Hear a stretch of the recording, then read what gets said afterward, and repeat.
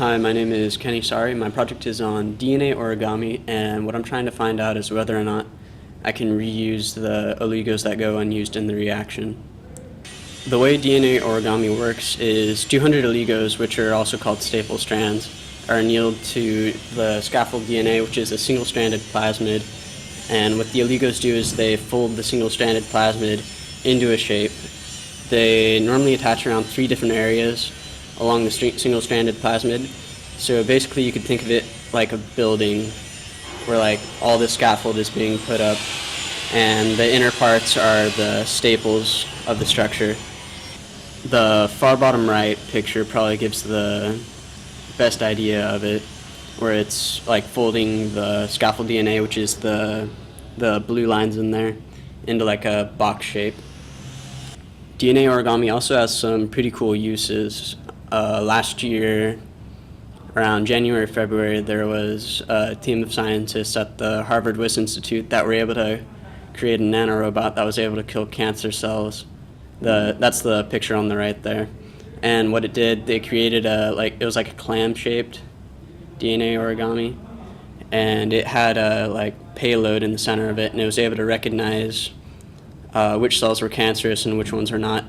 And once it realized or recognized which ones were cancerous, it would release the payload, which would cause the cell to self-destruct.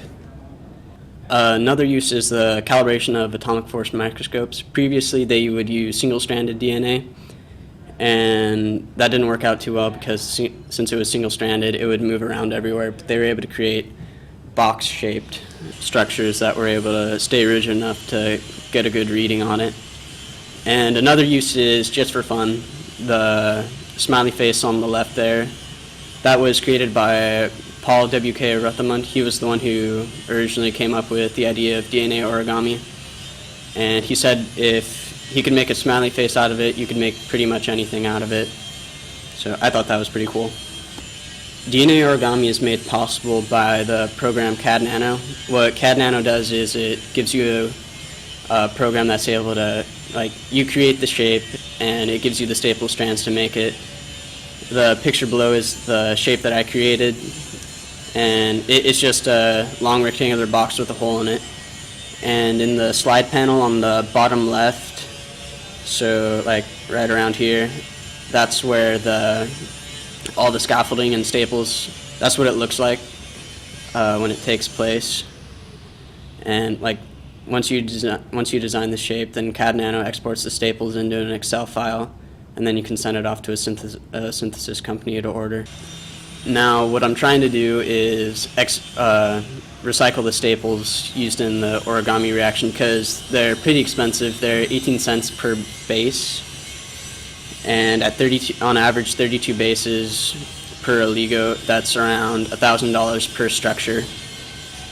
I actually didn't use a full 200 oligos in my reaction. I used 88 because we got a discount from Integrated DNA Technologies and it would have been around $700. But I cut the oligos in half in order to save some money. And in the reaction, a lot of the staples go unused. The staples are normally in a 10-to-1 ratio to the scaffold DNA. So I'm trying to see if I can recycle them and use them again in another reaction instead of just letting them waste away. The synthesization of DNA origami it's normally around a 25 microliter reaction. You put it in a thermal cycler, and it starts out at 85 degrees Celsius, and it decreases 1 degree Celsius per minute until it reaches 4 degrees Celsius. And you let it sit there for 12 hours in order to let it anneal and get strong.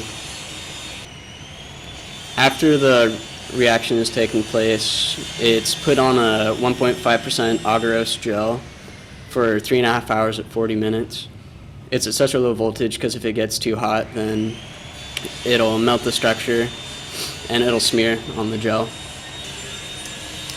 After I've gotten a picture of the gel, it's extracted with a gel extraction kit from Kyogen.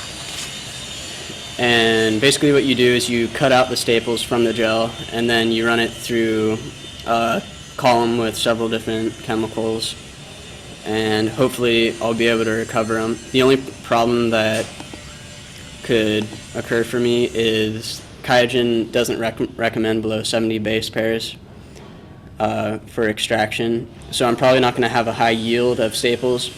So in order to help with that, I'm running another gel where twice as many staples are used than what's recommended.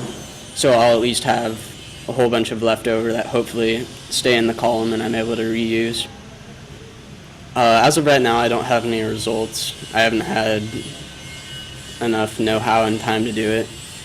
But as of right now, I've run the DNA Origami reaction, and all I need to do is extract it with a gel and hopefully get good concentrations of DNA. That way I'm able to reuse it. Alright, sorry if this is a little sloppy. I found out that this was due at 12 o'clock in the afternoon instead of 12 o'clock at night. So I had to whip this up in a couple hours, but thanks for watching. And sorry about the sawing sounds going off in the background. That's probably a pretty nice touch. All right, thank you.